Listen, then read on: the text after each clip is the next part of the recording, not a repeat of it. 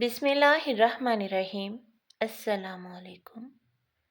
میں نے جب اسے پہلی بار اپنے گھر دیکھا تو اس کی عمر تقریباً 8 یا 9 سال کے درمیان تھی۔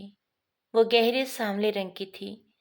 مجھے اس کے چہرے میں کسی قسم کی کشش اور خوبصورتی کی رمق ڈھونڈنے سے بھی نظر نہیں آئی۔ اس کی بیوہ ماں ہمارے گھر کی صفائی ستھرائی کے کام پر رکھی گئی تھی اور وہ اس کے پیچھے پیچھے ہمارے گھر آتی اور اپنی نچلا نہ بیٹھنے والی طبیعت کی وجہ سے گھر کے ہر فرد سے جھڑکیاں کھاتی۔ آمنہ یہ نہ کرو، آمنہ وہ نہ کرو۔ گھر کے بچوں کو پہلے چھیڑتی، جب وہ مارتے تو آگے لگ کے پورے گھر میں دوڑتی کہ فلاں بچہ مجھے مارتا ہے۔ میں یہ سمجھتی کہ یتیم سمجھ کر ہر کوئی اس سے زیادتی کرتا ہے۔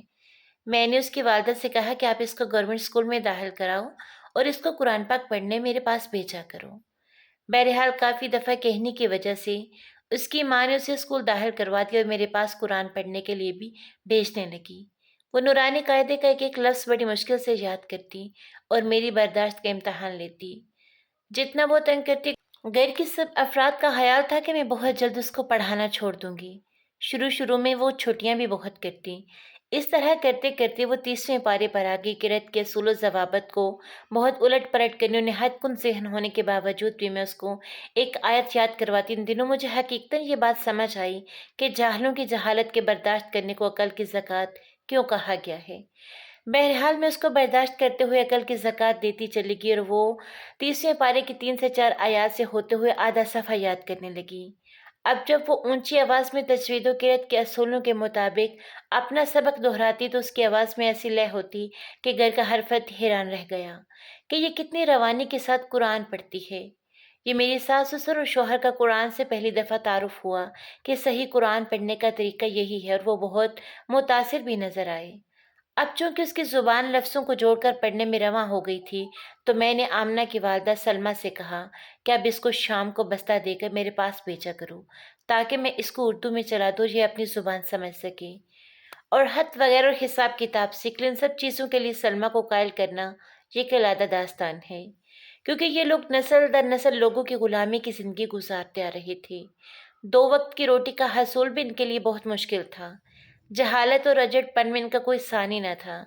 میں نے سلمہ کی دکھتی رگ پہ ہاتھ رکھا اور کہا کہ کیا تم نسل در نسل لوگوں کے گھروں میں کام اور غلامی ہی کرتے رہو گے؟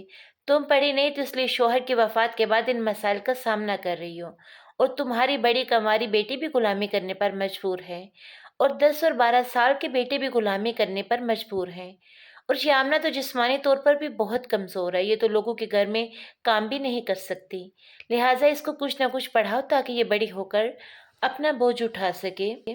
بہرحال اب بات سلمہ کی سمجھ میں آ چکی تھی۔ تب تک آمنہ برائے نام اول جماعت میں پہنچ چکی تھی، لیکن ابھی تک اس کو الف بے نہیں آتی تھی۔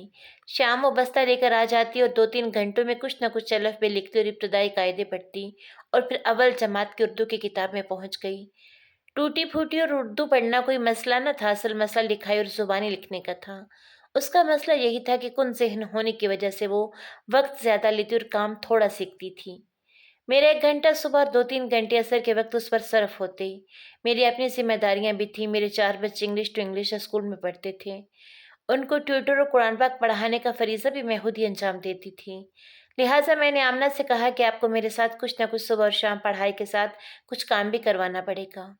اس طرح ریڑھیں کرتی اس کی زندگی کی گاڑی آگے بڑھنے لگی اور وہ 100 جماعت میں پہنچ چکی تھی۔ اردو لکھنے اور پڑھنے پر عبور حاصل کر چکی تھی۔ اس کی زندگی میں بہت مشکلات تھیں۔ صبح بہت دور سے وہ 5 بجے اٹھ کر قرآن پڑھنے اور میرے ساتھ کام کروا کر پیدل واپس جاتی اور پھر تیار ہو کر اسکول کی تیاری پکڑتی، اور اسکول بھی گھر سے بہت دور تھا، اور اسکول سے آتی کھانا کھائے بغیر وہ میرے گھر میری ٹیوشن کے لیے آ جاتی اور مغرب وقت چھٹی کر کے گھر واپس جاتی اور جا کر سو جاتی۔ آمنہ کی زندگی آہستہ آہستہ ڈب براتی جا رہی تھی۔ 100 جماعت میں اس کا قرآن مکمل ہو گیا اور ساتھ ہی اس نے انگریزی شروع کر لی۔ اب انگریزی میں بھی اس کو چلانا ایک مشکل مرحلہ تھا۔ نرسری سے لے کر تمام انگریزی کی کتابیں اس کو ایک ایک کر کے پڑھائیں، اور انگریزی میں بھی وہ آخرکار چل پڑی۔ وہ علیحدہ بات ہے کہ اس کی رفتار آج بھی وہی ہے۔ آہستہ آہستہ وہ صبح کے وقت قرآن پاک کی دہرائی کرتی رہی۔ اب آمنہ 5ویں جماعت کی گورنمنٹ اسکول کی طالبہ ہے، لیکن ابھی تک اس کو ریاضی میں کوئی شد بد نہیں۔ اب میں اس کو گنتی، پہاڑے اور دوسری جماعت کا ریاضی کروا رہی ہوں۔ अब आमना साफ सुथरी भी रहती है और उसकी ज़िंदगी मुकम्मल हरकत में और हरकत में ही बरकत है। जहालत से रोशनी और 5वीं तक का सफ़र तय करने में आमना को बहुत कठिन मराहल तय करने पड़े। कम और गैर मतवाज़न खुराक और काम की ज़्यादती और पैदल चलने की मशक्क़त की वजह से वो मुसलसल बीमार रहने के बावजूद उसको पढ़ना पड़ता। इसलिए नहीं कि उसको पढ़ने लिखने का शौक़ था, बल्कि उसकी वालिदा को ये बात समझ आ गई थी कि ये इतनी कमज़ोर होने की वजह से लोगों के घरों में काम नहीं कर सकती, इसलिए उसको पढ़ाई में मसरूफ़ रखा जाए। बस शुरू में मेरी भरपूर तवज्जो, शफ़क़त और मुनासिब सख्ती ने उसको पढ़ने पर मजबूर कर दिया।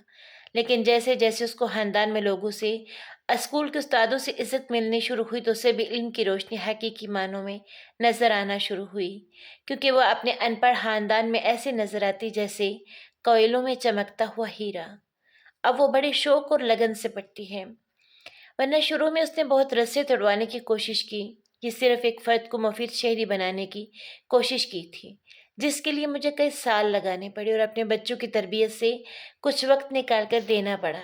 लेकिन दर हकीकत ये एक पूरे ख़ानदान की तालीम है। अब सब लोग और उसके ख़ानदान वाले कहते हैं कि आमना बहुत समझदार हो गई है।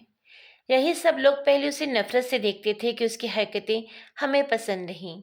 ये सच है कि तनकीद करना बहुत आसान है, लेकिन उसको सही करना उससे भी मुश्किल है।